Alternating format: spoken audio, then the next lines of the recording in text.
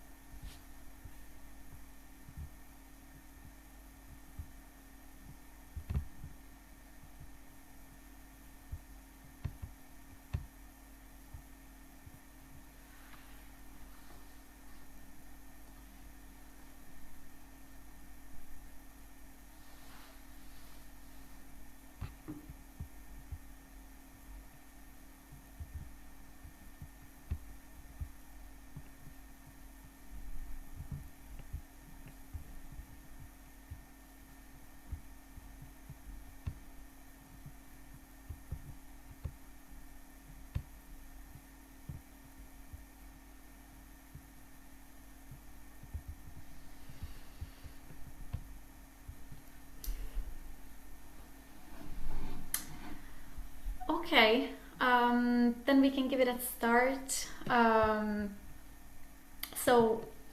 Welcome to this event. My name is Ginevra Sperandio. I'm delighted to welcome you to this webinar, Women in Pain. We're very happy to have this webinar in partnership between British Pain Society and Women in Neuroscience UK. And we wanted to shine a spotlight on women's pain. I will present the two O's. So on one side we have the British Pain Society, with the oldest and largest multidisciplinary pain organization in the UK, and it brings together professionals who treat and research pain, working collaboratively with people living with pain. So the society champions person-centered approach to care, advocates with policymakers for better services, advance education with training and guidelines, and promote research to improve our understanding and treatment of pain. And tonight's webinar is very much part of that mission, bringing science, practice, and lived experience all together. The partnership is with Women in Neuroscience UK. We are a volunteer-run network founded in 2022 by Leeds English, and has evolved and reached more than 70 person volunteering. Our purpose is to tackle sexism and gender bias so that neuroscience becomes more inclusive and innovative. And our mission is based on three pillars: to inspire, connect, and advocate for female-identifying neuroscientists. Before we start, we're going to have a little housekeeping. This webinar is aimed also to have a big discussion and Q&A at the end. So you can type your questions into the Q&A chat box in the Zoom control panel, and indicate eventually which speaker your question is for. This webinar is being recorded, and British Pain Society will share the link with you afterwards. You will also receive an evaluation form by email, and you can complete it to claim your certificate of attendance and to help us improve future events and understand how it worked and didn't work. A gentle reminder, of course, that recording, reproducing, or distributing the webinar content in any form is prohibited without prior written consent from the organizers. With that said, I will give it a start. Tonight, we're focusing specifically on women in pain, not just as patients or people with lived experience, but as scientists, clinicians, and advocates. Just a little like history behind this event. Like we started planning this almost 2 years ago, and we had this in mind for so long, and it's an honor for me to chair this event today. A little bit about me. I do many things. I am a neuroscience lecturer. I am a research assistant for EFIC, that's the European Pain Organization. And I do collaborate with women in neuroscience as a team coordinator. And having this event today for me, it's like as if my worlds are colliding in one single event and experience. And it's again a great honor to be chairing. Since we have a big crowd and we're also probably coming from different fields and expertise, I wanted to start by sharing a little bit of kind of language around pain and what are we probably going to cover today with women's pain. So first of all, what is pain? Pain is defined by the International Association for the Study of Pain as an unpleasant sensory and emotional experience associated with or resembling that associated with actual or potential tissue damage. Pain isn't just about tissues, it has a sensory component and an affective component. And crucially, pain is subjective. It varies between individuals, which means that two people with the same injury can have very different experiences. And that subjectivity is at the heart of many of the issues we'll touch upon today, especially for women. During the presentation, probably we're going to mention the biopsychosocial model. The key idea is that pain is a personal experience and emerges from the interplay of biological, psychological, and social factors. And biology can include things like nervous system sensitivity, injuries, or genetics. Psychological component include mood, anxiety, or coping skills, while social factors range from support network to employment or cultural norms and expectation. All things that we will see probably being really important when talking about women's pain. Another little language definition. On one side we have acute pain that is actually protective and critical for survival and alerts for us to potential threats. Chronic pain is different, is considered pain lasting longer than 3 months, and in the UK is estimated to affect 1/3 to half of the UK population. It's also not a problem just in the UK, but it's a global burden. It is considered currently as top and current and future cause of disability globally. But why are we talking about women's pain actually? So women are in pain more often and more severely than men. According to a report from Neuroscience in 2024, in the UK, 1 in 6 women experience severe pain daily. 1 in 2 women feel their pain is ignored or dismissed because of their gender. Women are experiencing longer diagnosis time than men, even when reporting the very same pain. 1 in 4 women say pain negatively affects their mental health, and 1 in 4 again women have not even tried to get a diagnosis for their pain. To conclude, 72% believe to experience gender discrimination from healthcare professional.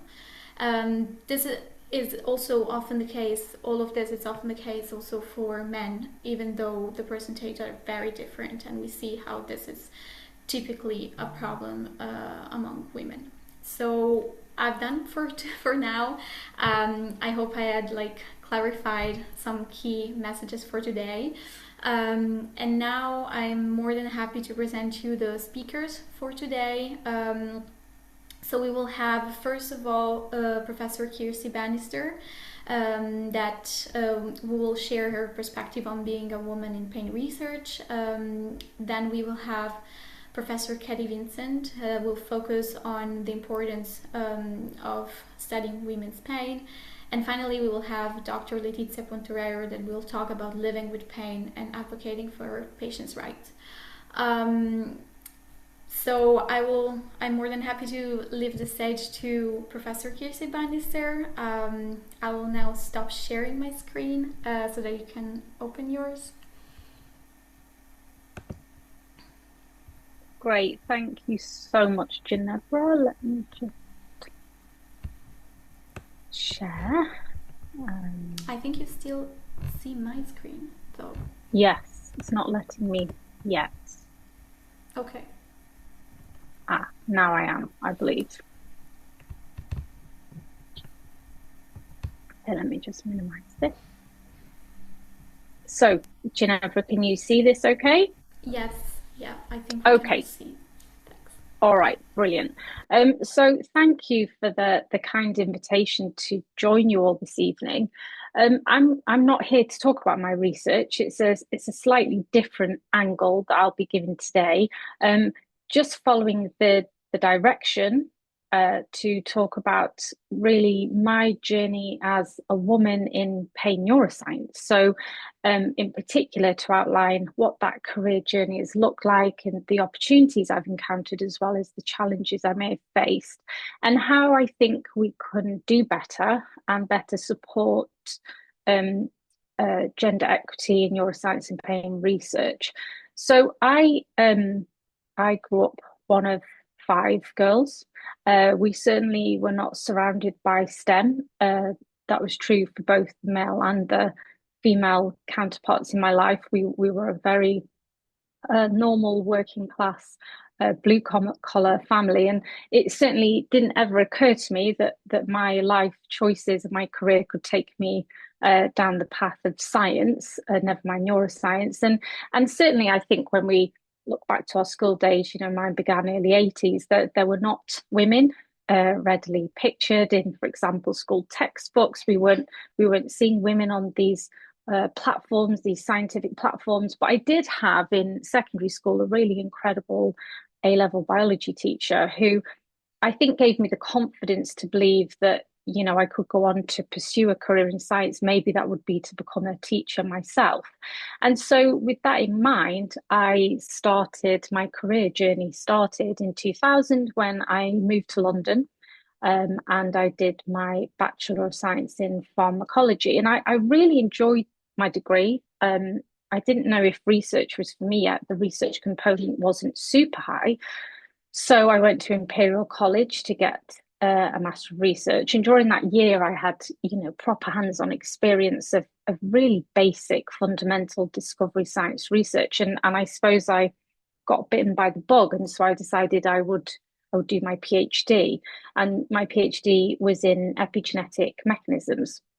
And I didn't really necessarily enjoy my PhD. It was a bit of a means to an end. The topic didn't grab me. And so it was when I was speaking to my personal tutor back at University College London, Tony Dickinson, who I'd stayed in touch with ever since I left UCL, about not really knowing what to do next. And he said to me, "Why don't you come and work in a lab for a year?" He had some money. He said, "Come and learn about pain neuroscience."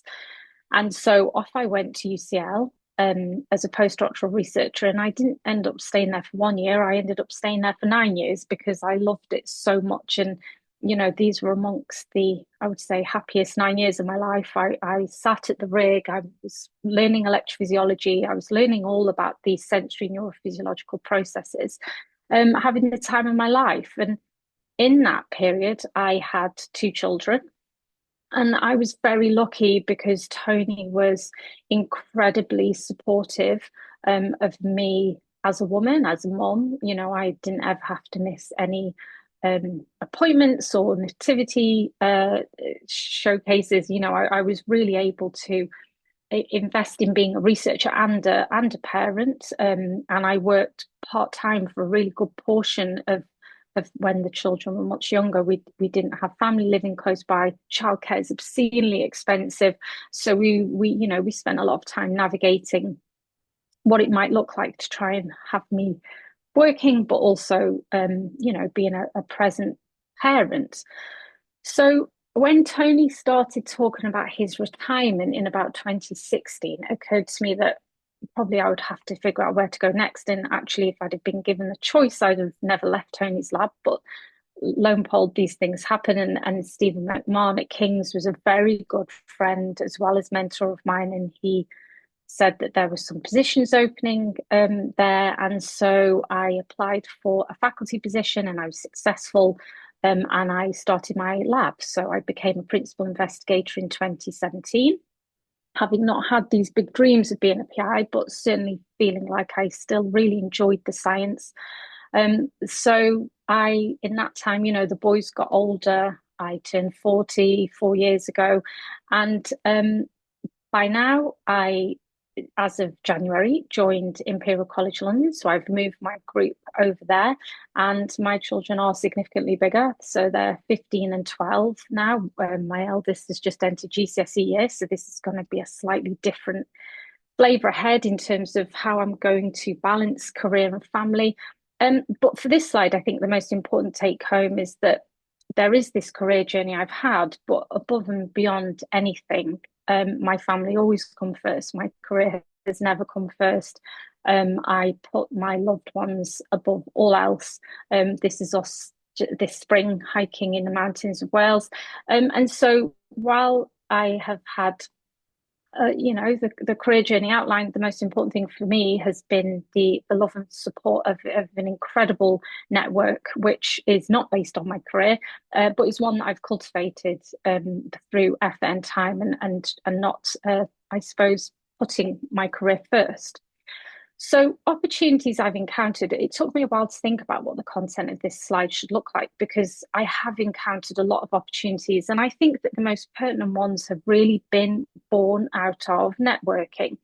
And how that's looked is my contribution to conferences, more conferences than I can begin to say. Over the last almost 18 years, I've probably carried out more than 150 talks. I've been to multiple conferences each year, and actually a lot of that networking has been born from these wonderful mentors. And I'm just picturing two of them here: Tony, very long-term mentor, Mac as well, who I mentioned, as well as Frank Precker, who I co-organise a conference with.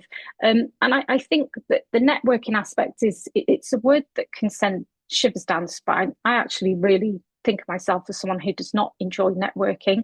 And yet here we are. I really believe that the best opportunities I've encountered have been because of networking. But I think it's really important to caveat that, especially as a woman, with some key do's and don'ts. So do say yes to opportunities. Don't let fear stop you. I remember the first time that I was thinking about presenting at a conference workshop, I thought that I was too junior, that I wouldn't be able to showcase any really decent research. And I was kept telling myself all these reasons why I shouldn't do it. But in the end, I said yes to the opportunity, and that was definitely the right thing. And we not only have to say yes to opportunities that are presented to us, but we also need to chase opportunities. So I've spoken with lots of people in my role as chair of the Scientific Programme Committee for the World Congress on Pain 2026 about whether they should submit that topical workshop, whether they're too junior. And the answer is yes, always do it, always chase the opportunity.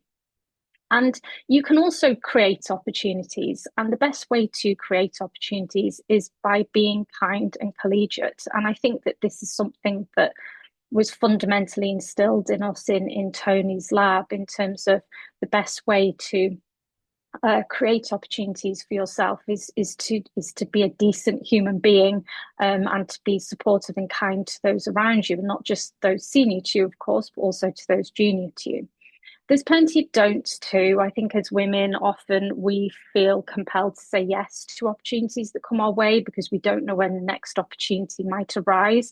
However, it's really important to only choose what you would like to do. These opportunities take you away from your loved ones. That doesn't mean necessarily your partner or your children. It could mean your dog or your parents or your best friend. So you really have to have a good reason to take time away from your loved ones. So really be careful about what you say yes to, and really try not to succumb to imposter syndrome. I think it's something that we all experience. I certainly experience it very often, but we have to somehow speak louder than the voice in our head telling us that we're not qualified or we're not ready yet. And also just don't compare yourself to others. And I think this is true not just in our world as pain researchers, but also just in every aspect of life. We should only try to be the best person we can, and if other people seem to be achieving more and publishing more and obtaining more grants than you, there could be 1,000 reasons for that, and most of them will be completely out of your control. What's in your control is to be a good person and to be a collegiate professional individual. So as long as you can control and dictate that aspect, you're already doing very well. Challenges I've encountered. This is equally a difficult slide to start with, and to really know where to go, because I think, as most of us could attest to, we have encountered many challenges in research. This certainly isn't restricted to pain research and pain neuroscience.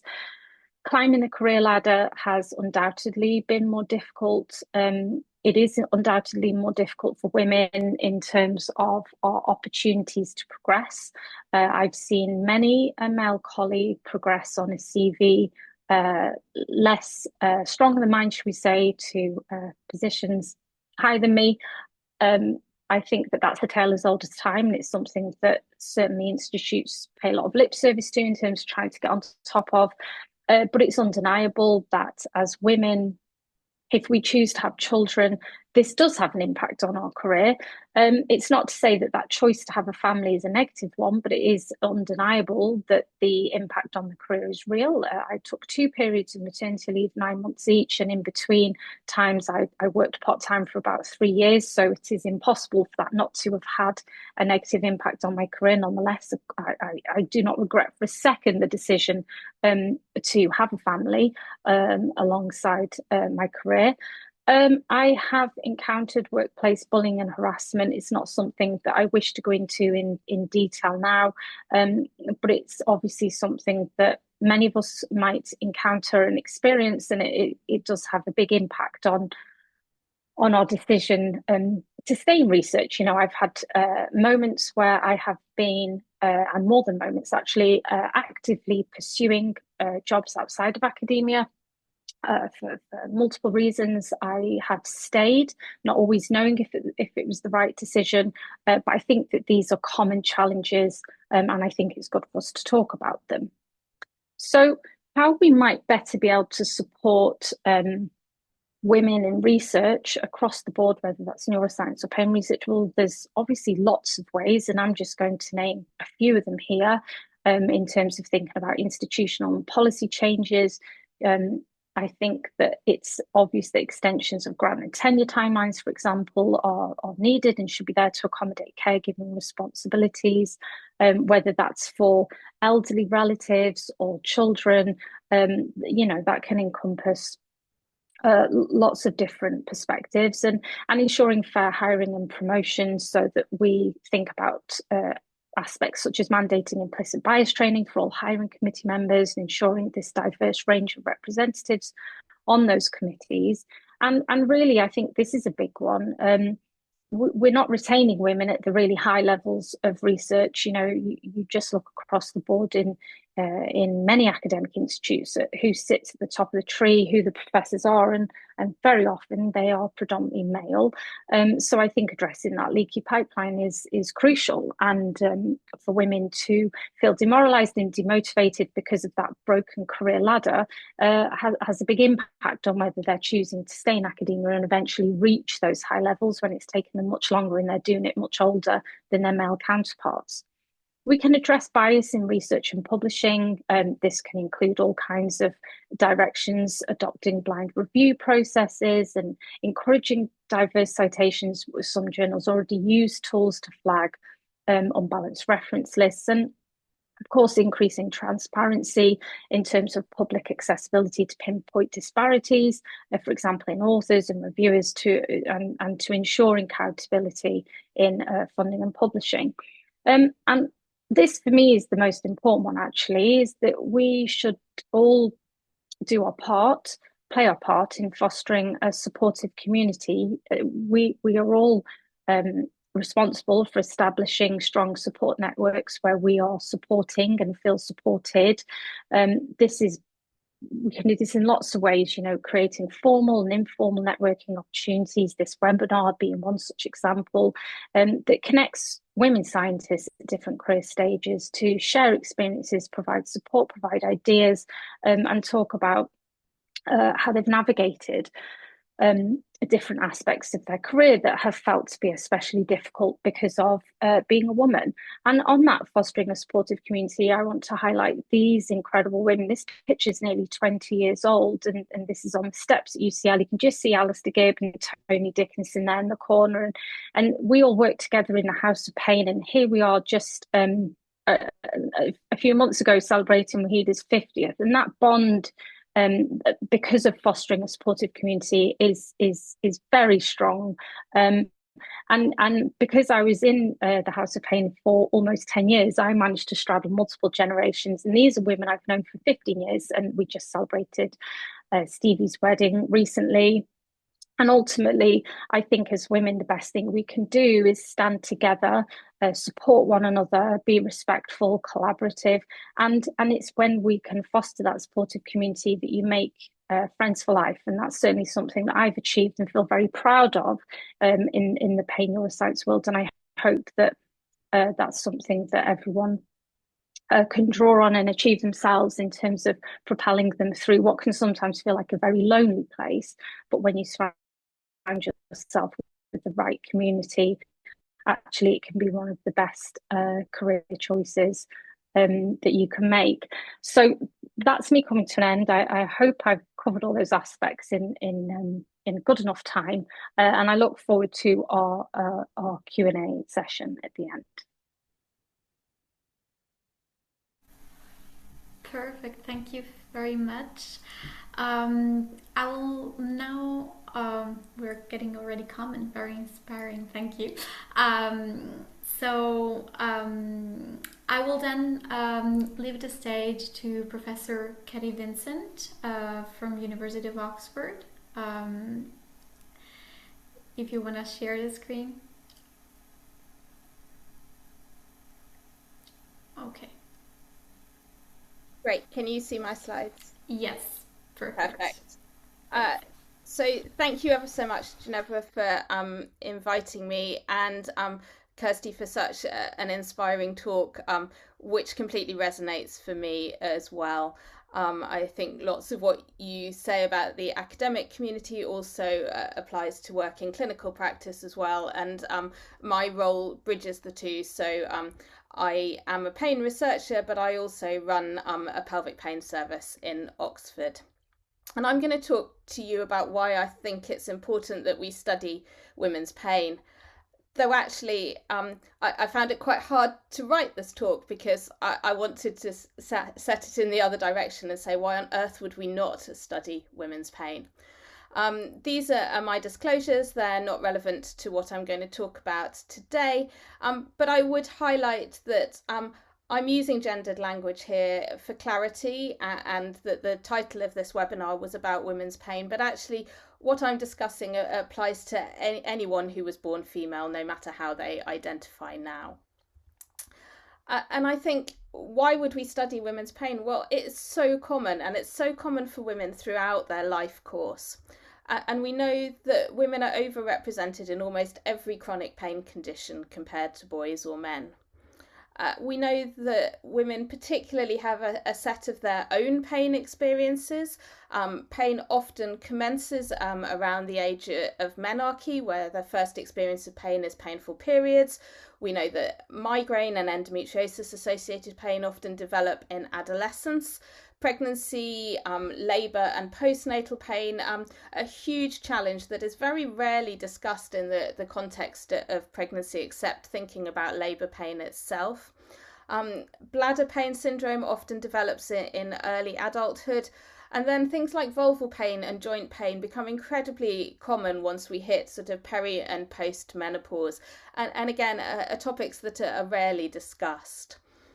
But we also know that women undergo a whole load of painful procedures that, again, are frequently not talked about, or that the pain is not discussed in the context of the procedures.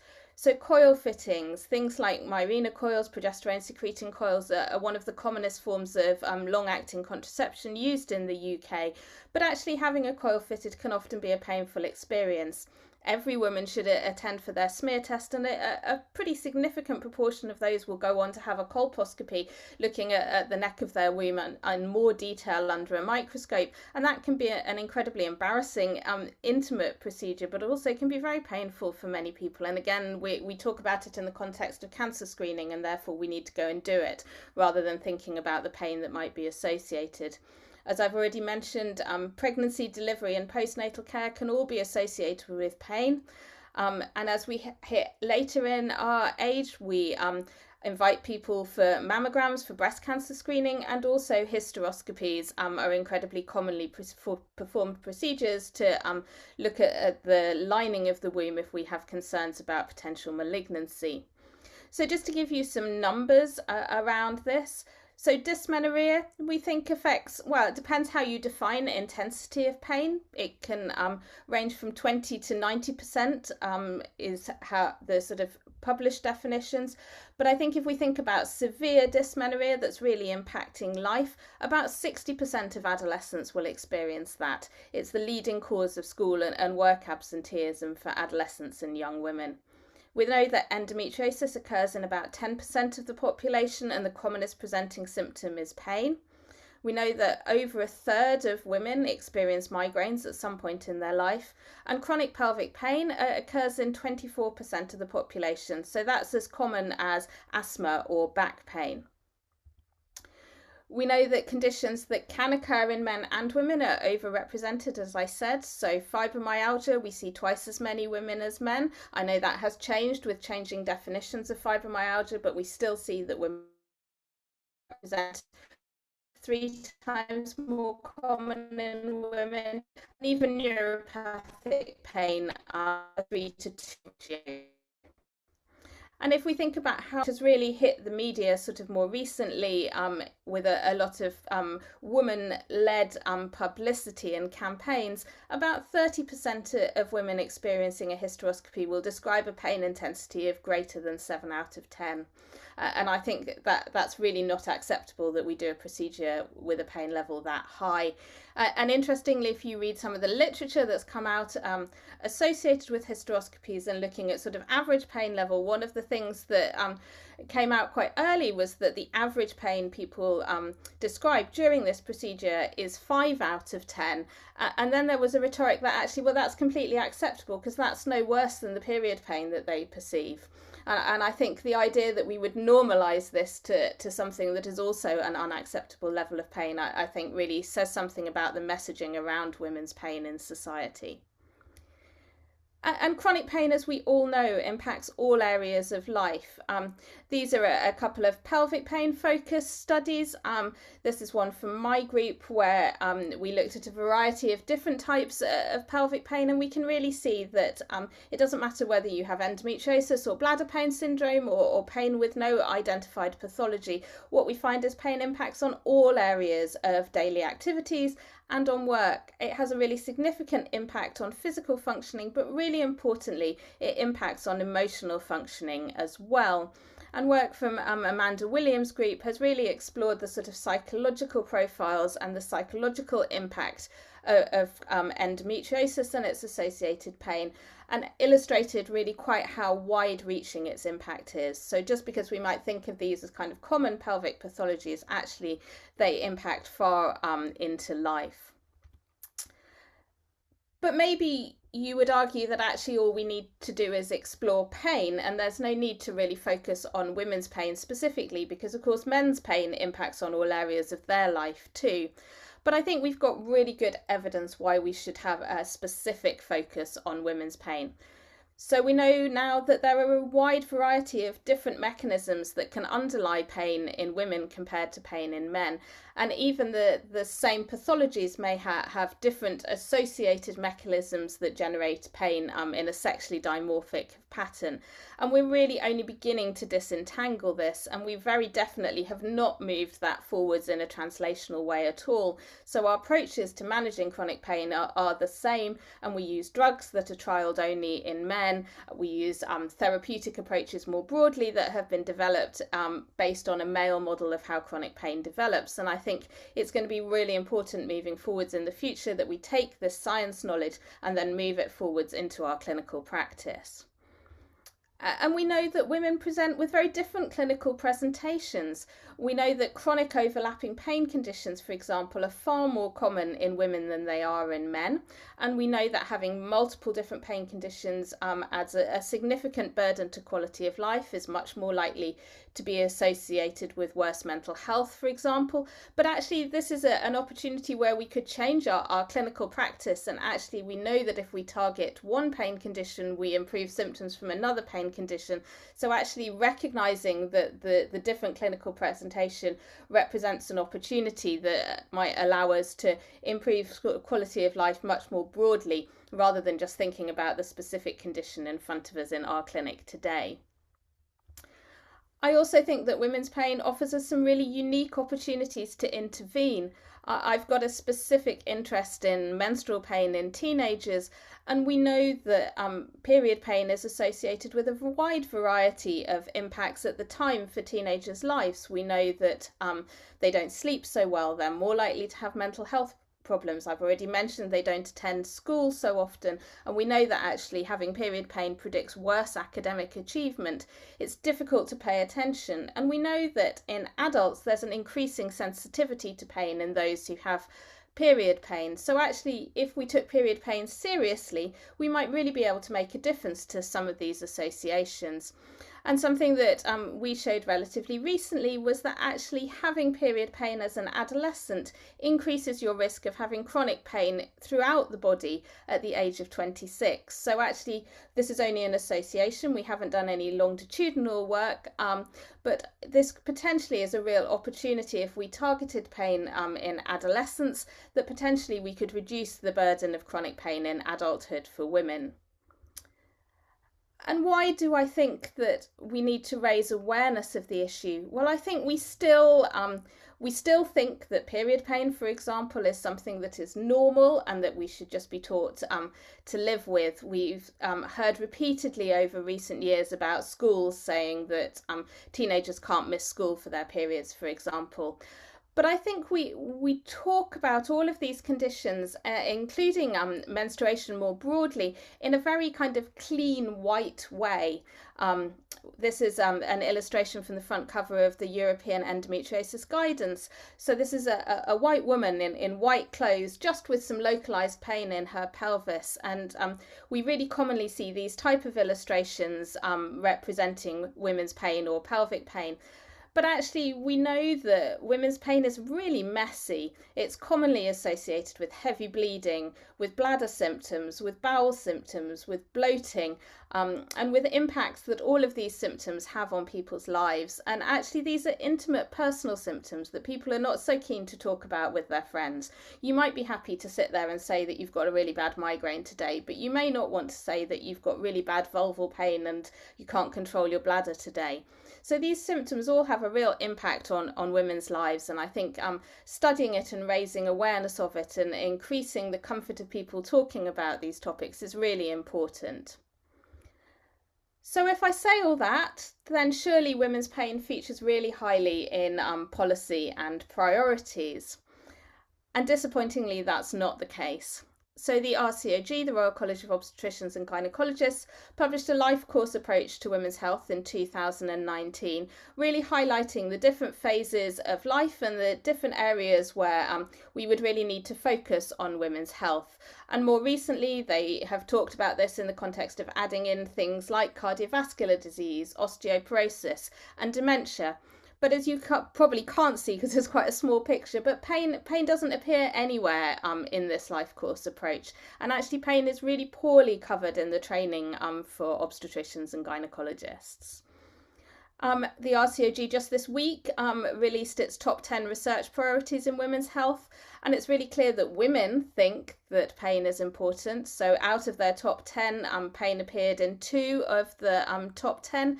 So thinking about the current and emerging treatments for endometriosis, which we know pain is the most common presentation of, but also thinking about postnatal health outcomes with pelvic pain as really the top listed of those. The Women's Health Strategy was produced by the previous Conservative government, and that was supposed to lay out a 10-year plan for the health of women in the UK. And that mentioned pain in a number of places, though pain wasn't specifically highlighted as one of the priorities. But again, hearing the issues associated with menstrual symptoms, particularly with a particular focus on endometriosis, but also hearing about pain in association with procedures, particularly hysteroscopies and coil fittings.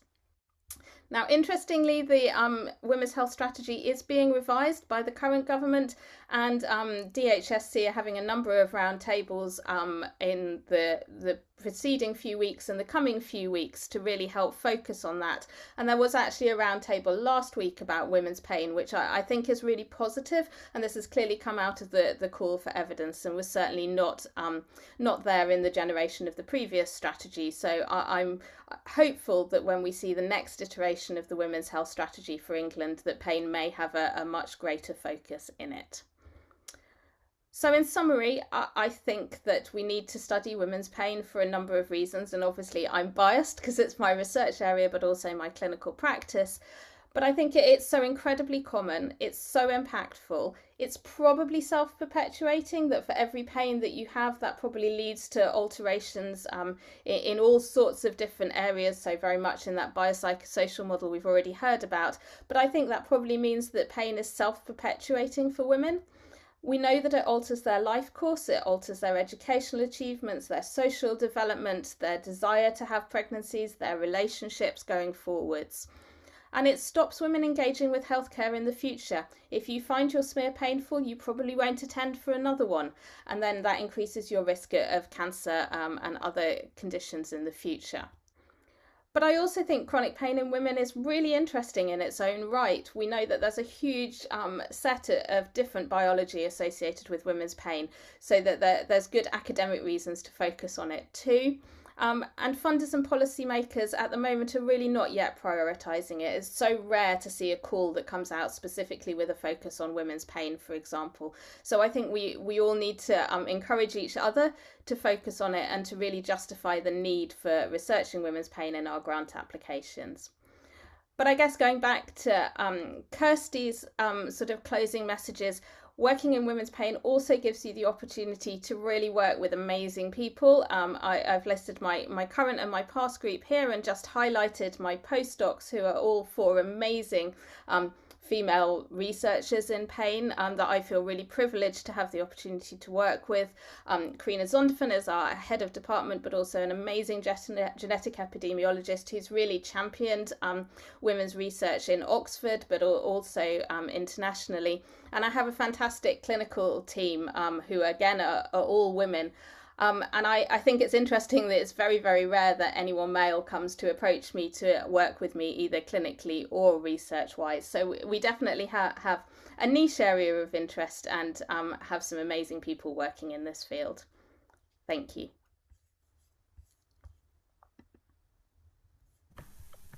Thank you. Thank you very much. Great overview. We will definitely have a Q&A session, and I think I already have a series of questions for you. But I will move on to our last speaker for today. I am very, very happy to have her here. I think having her was part of my key goals for this event because I really would love to have such figures in webinars and in events. I would love this to be kind of a common practice when organizing such events, and having like the perspective of both someone living with pain but also actively engaging in advocacy and in raising awareness is amazing. So I will leave the stage to Dr. Letizia Pontoriero for her presentation. You can try and share the screen. Thank you so much, Ginevra, particularly for the kind words. It's a great pleasure for me to be here today, as you anticipated, both as a woman with chronic pain, but also as an advocate for patient rights. So I'm also happy that actually both the two previous presentations give me the floor to continue the discussion about really the problem of chronic pain in women. But I need to frame this presentation starting from my very personal history. I'm Letizia, class 1988, doctor because I have a PhD in chemical sciences. I was working with proteins. But then I moved to a no-profit organization, and so now I'm more into European project management, particularly in clinical research. I'm also a woman with chronic pain. I would say I'm also officially a patient since 2022 because in that year I had, let me say, the privilege of having my first diagnosis. And since this year, I also heard the certificate of patient expert. I will explain you what this kind of figures is trying to help not only in clinical research, but also in policy making. So this is Mini-May 1991. This is a kind of once upon a time history because since when I was a child, my pain was kind of something normal. I had not a language, a vocabulary to let people understand what I was feeling. There was no evidence to prove no biomarkers, so the pain was invisible. And I did what many girls and women learn to do every day, that is adapting, being resilient, and I actually normalized it. However, I continued my life growing up believing that that kind of pain was simply part of being alive, part of being me as a girl, as a woman. So I learned to function, I learned to study, to work through it. And I just want to highlight, because I think it's a real, something really funny. My name, Letizia, means happiness, content, gladness. And so vivere con Letizia in English means to live in content. And actually, this is the attitude of my life because I learned to smile with pain. However, normalizing doesn't mean treating, it's just coping. And sometimes when you cope with pain, you have some limits. So one day my body stopped negotiating, and the pain that I had minimized for a lot of years became so loud, so disrupting and undeniable also for the healthcare system. So both the society and me could no longer ignore it. And that was a breaking moment because I had my diagnosis of fibromyalgia. And actually, even if I again started to live a kind of normal life, 2 weeks ago I was diagnosed with endometriosis, and I had no idea of living with it because I absorbed pain so completely into my identity that I could not recognize the pathology anymore. But this is not an exception. This is just statistically common, and I think this is a problem. So why during this journey I started thinking that actually advocating was something important. First of all, because there was something that for me was a challenge, the fact that pain is deeply personal. So there is the necessity of translating sensation into language. That is very difficult. Also, I had the sensation that physical pain and emotional load were treated like in a separate way, while they often coexist. They used to say to me, you are just depressed. What means just, I do not understand also today. And also the difficulty of reporting my pain was just a kind of ambiguity. People didn't believe me. And being a woman complicated a lot the way I tried to communicate my pain. This is because communication is not neutral. When we speak with patients, we often are doing something more important than the prescription, than the cure. Facing paternalistic language is something that always create bottlenecks in the also realization of being a person with pain, because you are every day forced to learn how to deal with your pain. So I understood that effective care was requiring listening, not only correction. And also I understood the need of collaboration, not instruction.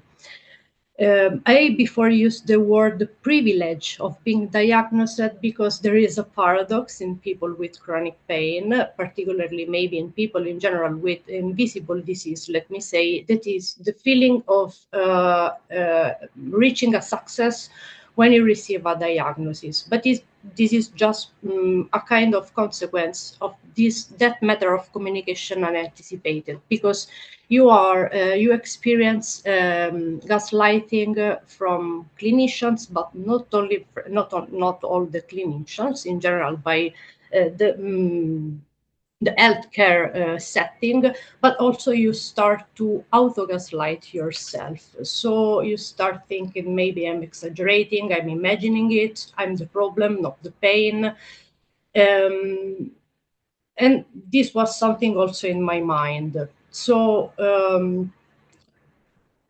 we need to translate this kind of invisibility, but not all the patients have enough adequate health literacy or the knowledge to act, to speak, also in those tables in which policies are done, but also those tables in which clinical research is designed. So exploiting my professional background, being a former researcher, and also being now a project manager really involved in clinical studies and also in involvement and co-creation with patients, I decided to use my position, my hybrid position of being both a patient and a professional, to work from this perspective, the perspective of patient expert. So the patient expert is a kind of bridge between the person and the professional. They have enough knowledge to discuss also about regulatory aspects, such as the patient-reported outcomes of patient experience data, but also health economic and technology assessment. And so this means that we can really work as professionals, being at the same time people with lived experience. So I really believe, that pain knowledge is incomplete without the people who live inside it.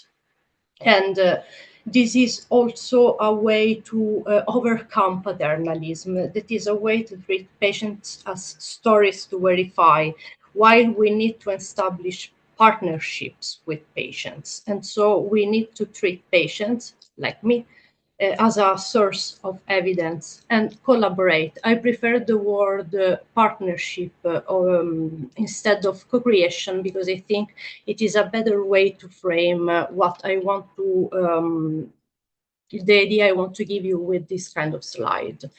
My colleagues anticipated the burden of pain in terms of social, gender, and economic condition. I just walk you through some numbers that maybe can help to concretize better something, because even though we claim awareness, we are still speaking about and discussing about women in pain. So we have told also before that we women, we manage pain through our life, and this kind of social, biological, and psychological factors are interdependent. So we can't ignore them, or we can't treat them separately. This kind of disproportionate burden is really evident in all the scientific literature about higher prevalence of pain, great severity, and also the disability that belong from chronic pain. So this is not only a biological challenge, but a legitimacy battle. In the meta-analysis I presented, there are some recurrent terms, such as the countless losses, and so the psychological effects, the lack of understanding, the fact of being disempowered by people, and sometimes also by partners, families, and the people that surround us. There is the recurrent term of resilience and self-empowerment that also emerged, but again, we need to stress on the fact that there is the need of a real support from particularly the policy perspective. There was a survey in the UK that demonstrated around 50% of women reported that their pain was disregarded or overlooked. It's just bad period pain. And this is not good because still again is normalizing something that is not normal. Again, as Professor, if I'm not wrong, Professor Vincent also told about the problem of period, young ladies particularly, not the fact that only women, other mature women, adult women are not able to work, but also not going to school, missing social activities that are fundamental for young adults is a social problem that we need to do not overlook. I'm sorry. So this kind of discrimination surely reflects from the work and the social participation.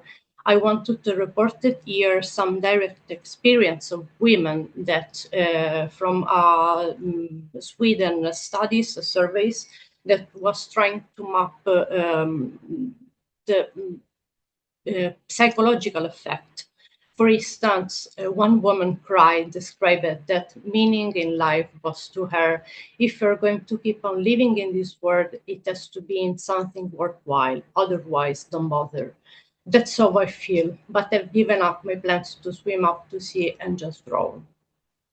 Or the scary part is that when I look back on, there's nothing I could have done differently. Quite often you are able to think, why did you do this or that? But I don't know what I could have done differently. So I invite you to have a read particularly to this survey because really mirror very deep experiences. We do not also ignore the fact that violence against women is surely a violation of our human rights, but also a public health issue, because I reported here this recent meta-analysis of 37 studies in which it is shown that more than twice of women that experience a trauma like violence are likely to develop chronic pain during life. So gender violence produces an underestimated public health problem, and it has serious consequences, both in short and long-term psychological and physical effects. I want now to bring some numbers in terms of cost of pain. This slide is not focused on woman pain, but chronic pain in general. And maybe this is a way to trigger somehow policymaker understanding of much we need to invest in not only in the treatment of chronic pain, but also in prevention. For instance, on the right side, you can see these Norwegian studies in which about 4% of the GDP is impacted by the cost of chronic pain. That accounts around 55,000 euros in the range between 2010 and 2016. And 80% of these costs were estimated to be related to productivity loss. While on the left side, there are some numbers directly from Italy, so my very direct experience in and here it is shown that the cost per patient is around 5,000 euros yearly. Actually, I have my own cost.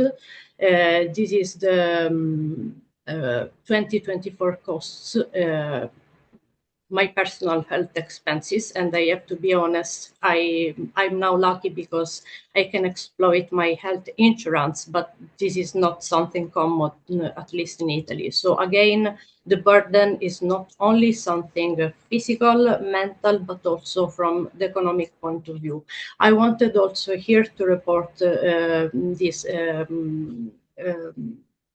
infographic about the chronic pelvic pain cost in the USA, just to frame something from the woman perspective, particularly from the woman perspective. Sorry. Another thing we used to overlook is sexuality, because being a chronic pain woman means to being affected from the sexual point of view.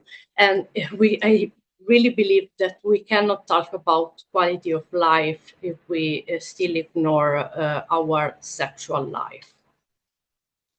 And also trans women are women.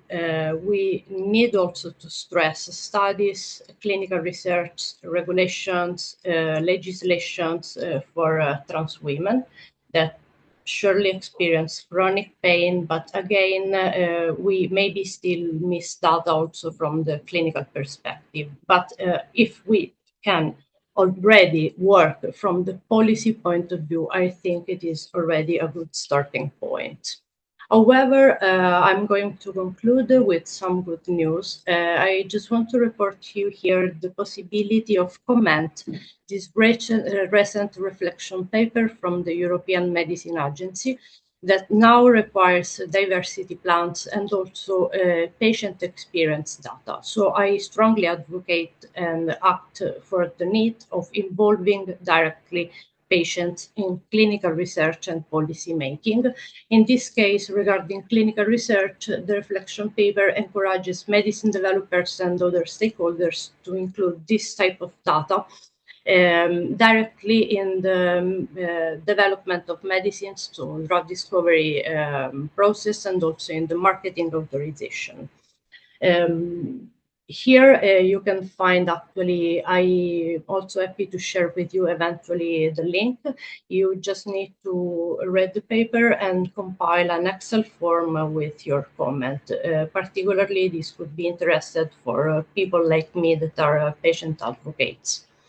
So what we need, and I think it is actually a summary of all the presentation of this evening, is social recognition of women pains, more inclusive and gender-responsive research, multidisciplinary and holistically, let me say, biophysical social care models, women empowerment and real active involvement, public policy and welfare reform.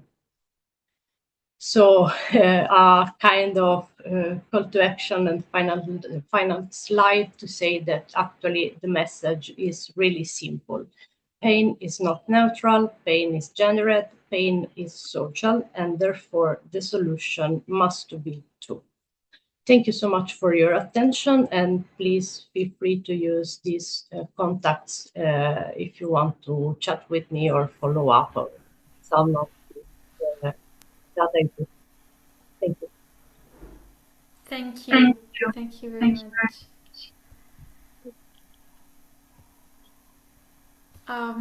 Okay, I will quickly share my screen again, just to have our Q&A session. I'll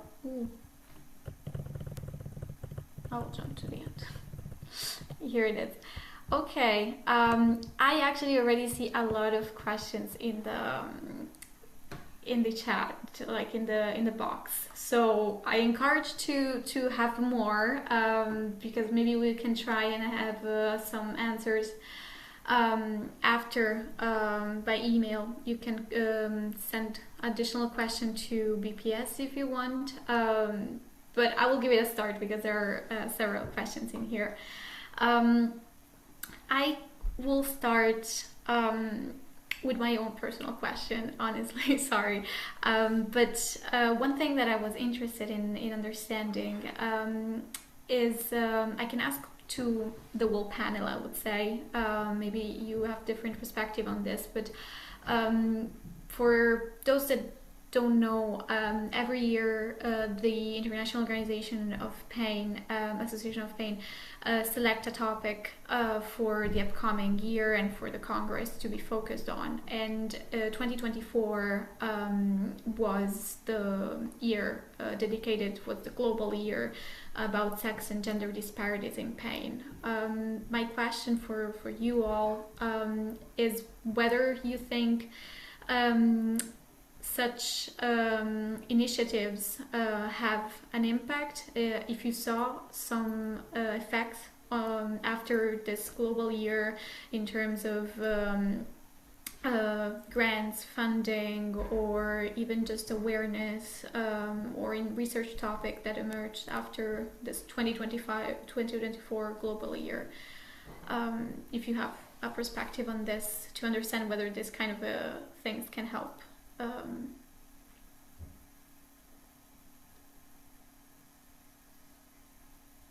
I can make a start on that. Kirsty may have Thanks. some sort of more IASP-focused insights.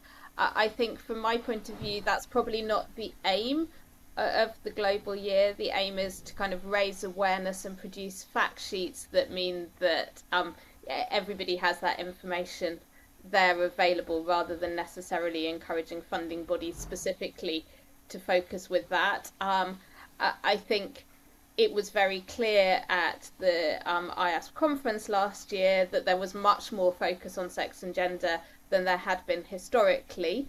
However, that's something that we've seen gradually over recent years. When I first started going to these meetings, there was no one talking about visceral pain, there was no one talking about sex and gender, there was no one talking about hormones, there was no one talking about endometriosis. And over sort of the last 15 years or so, that's really changed hugely.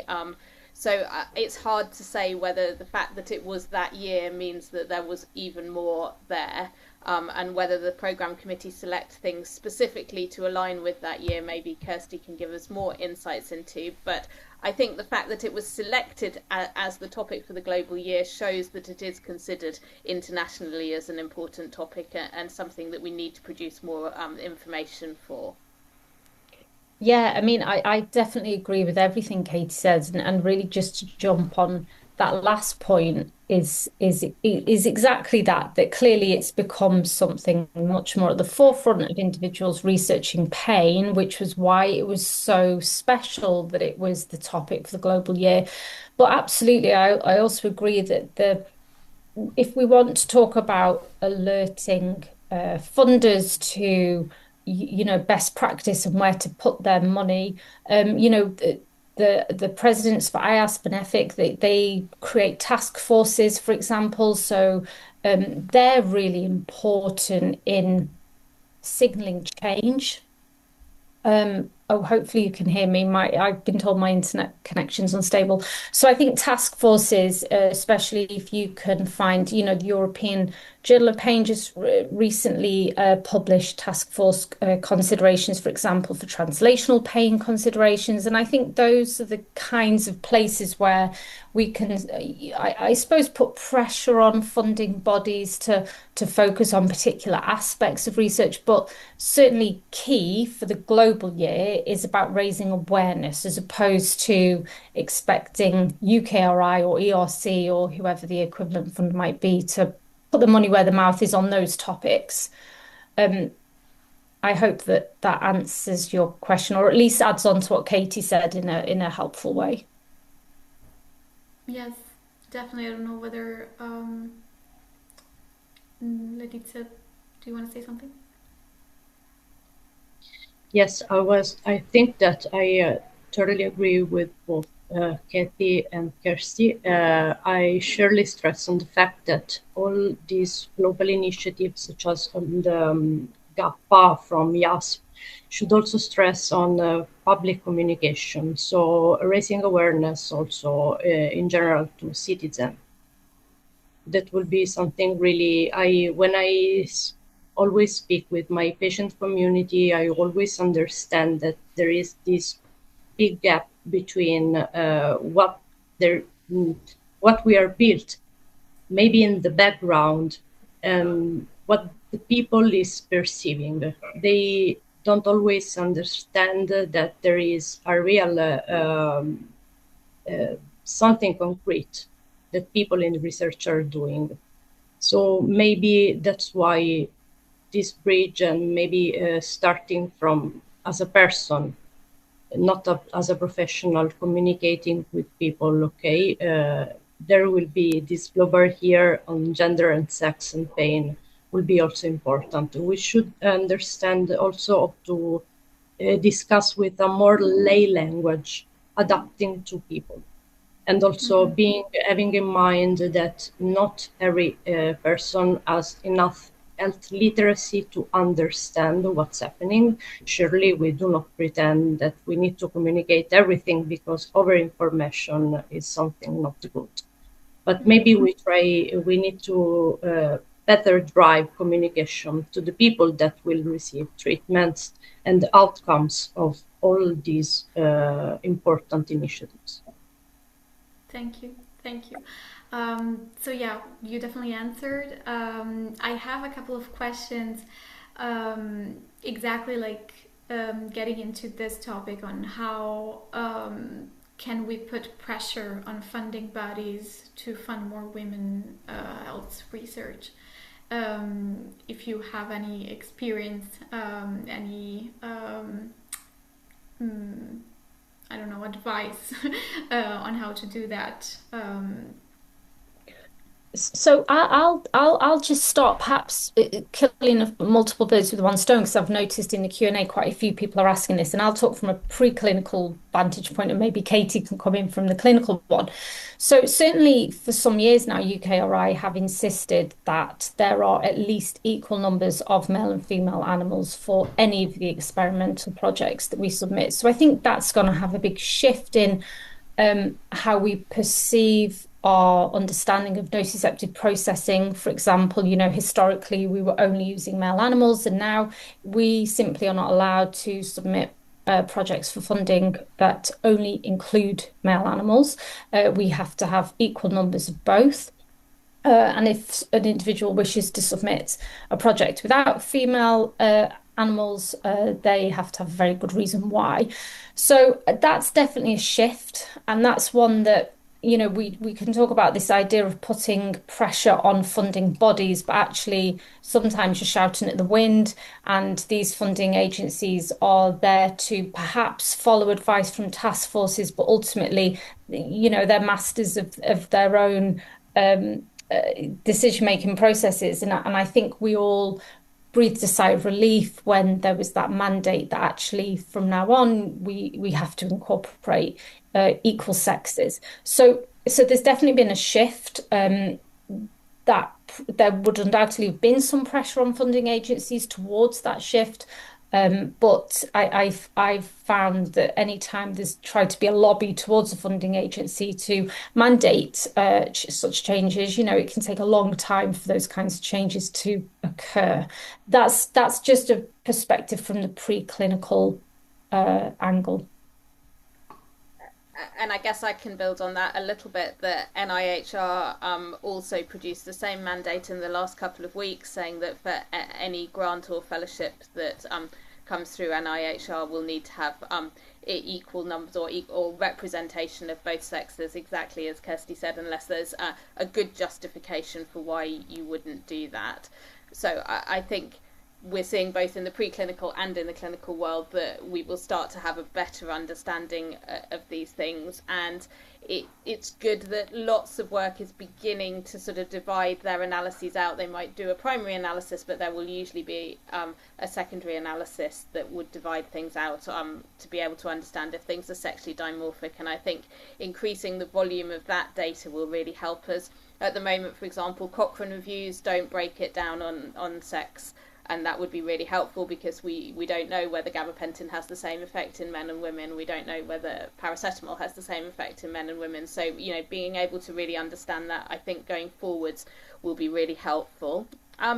In terms of putting pressure on funding bodies, I think it was the World Bank last year that did a big report about how little money had gone into women's health. And so there have been a number of these type of reports, but it's not, we're talking about women's pain here, but this isn't just about women's pain. It's about underfunding of women's health in terms of research and clinical practice that's been going on for decades. And so to see a difference just in funding in women's pain, I think it will be a long time before we see that, because I think we're just needing to see a shift in the whole of women's health. So yeah, I'm not holding out for some big women's pain funding calls in the next few years, unfortunately. Okay, thanks. But I believe that we're already, as you mentioned, kind of a step forward. I think it was the World Economic Forum. They presented a really well done report on that. But yeah, no really good news in the end. I think you answered several questions also on animal model. I have few questions for Professor Histi Bannister on her experience. I think mainly some advice on how to combat imposter syndrome, and also you mentioned you had moments of doubt about staying in academia, and what helped you decide to stay and continue your successful career. So yeah, I think there are a couple of questions on this topic, on how to survive and thrive in academia. Yeah, sure. I'll try and cover those quite briefly. I mean, I think specific recommendations on how to combat imposter syndrome, while I'd love to hear anyone's advice if they've managed to overcome that, I think it's something that most of us live with. Certainly, the majority, if not all, of the women in academia that I speak to, no matter their level, have an element of not feeling good enough. It comes and goes. Dare I say, some weeks I feel more confident and on top of things than others. So I'm afraid I don't have a golden answer as to how to combat imposter syndrome. I think I think I largely try and follow my gut and try and make sure that I'm doing my best. And as long as I'm trying my best, then that's the most I can hope for. And if in the end my best isn't enough, I'm not going to publish enough papers, I don't bring in enough grant money, and I leave academia, at least I know I'll try. I tried. So I think I've come to a bit of peace in that sense. And certainly in terms of when I had moments of doubt about staying in academia, I had a fantastic job offer from industry in recent years that would have seen me get a significant amount more money, a huge salary increase, and it's something that we, as a family, we spoke about at length. And in the end, what swayed it for me was that there would have been a commute, which would have meant that I wouldn't really see my boys before they went to school, and many days a week I wouldn't see them after school, and they'd already be in bed by the time I got home. And actually, in the end, I decided that I wasn't willing to do that, make that sacrifice. I also, at the same time, applied for lots of teaching positions in secondary school. It was something, I feel really inspired by working with students. So I also did that, and actually I had one job offer out of three that I went for. And again, it was a discussion with my family, my loved ones, about was I ready to leave an academic career behind that I'd spent many years building up, and I did at my core feel very passionately about. And it was really about trying to place myself somewhere in the system that I felt comfortable and safe. And I don't mean to sound vague. It's something that I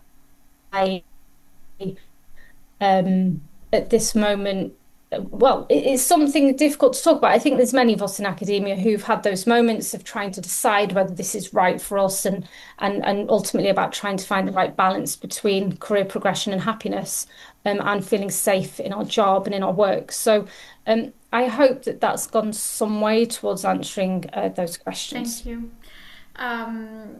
I think I will take one other question.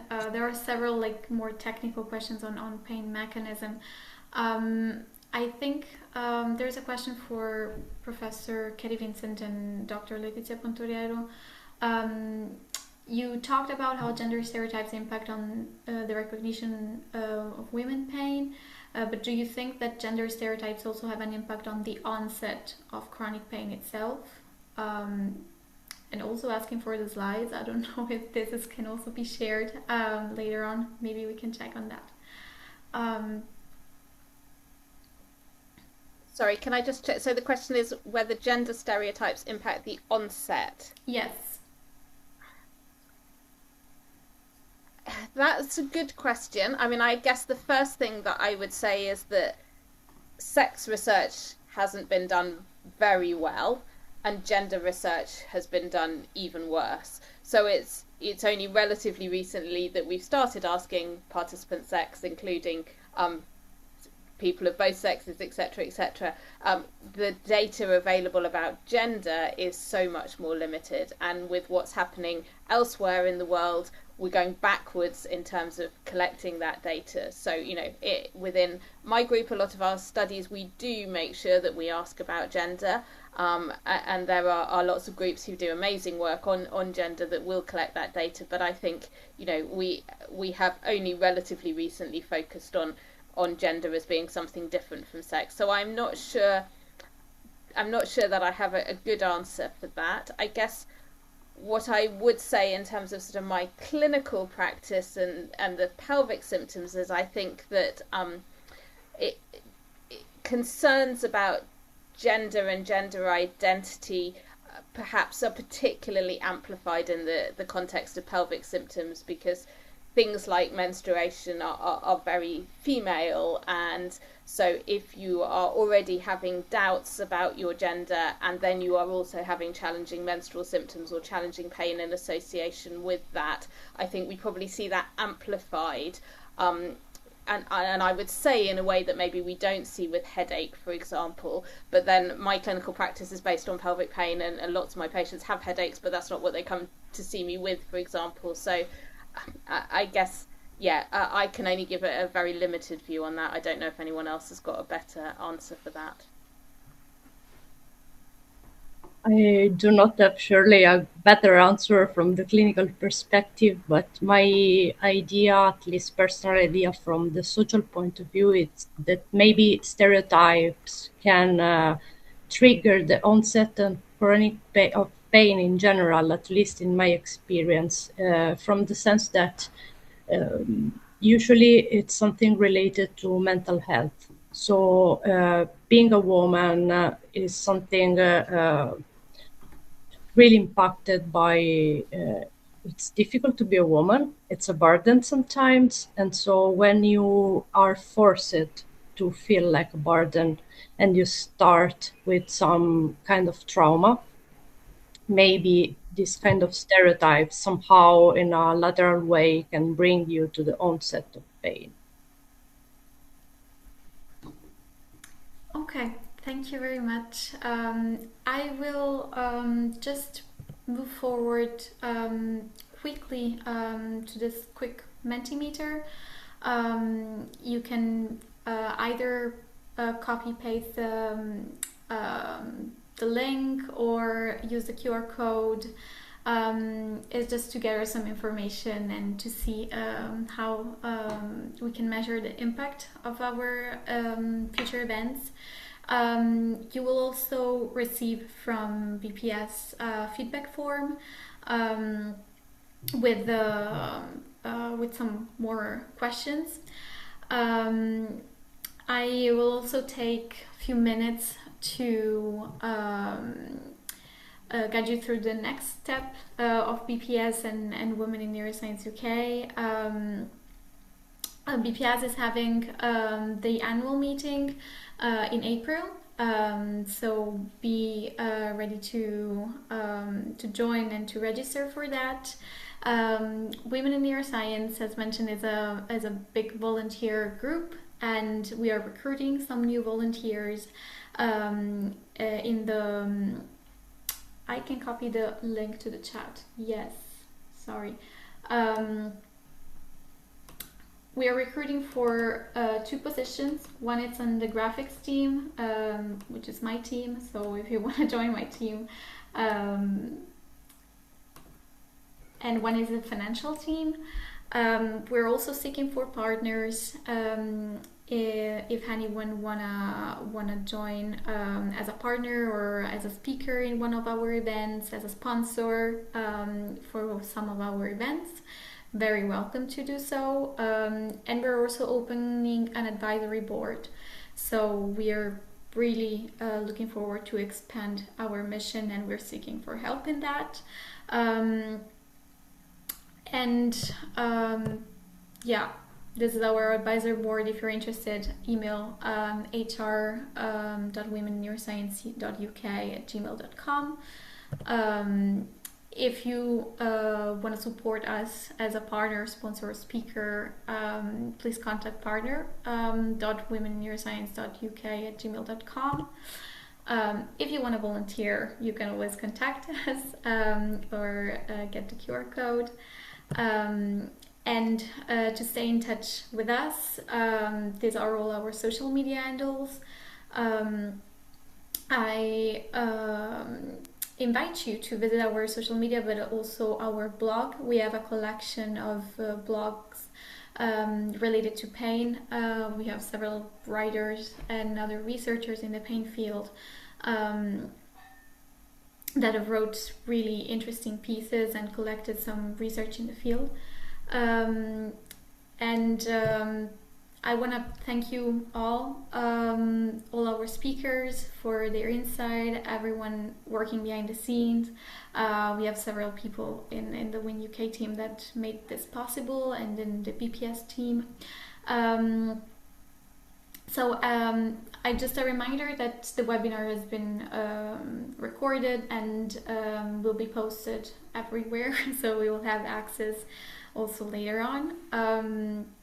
I just want to close it up here.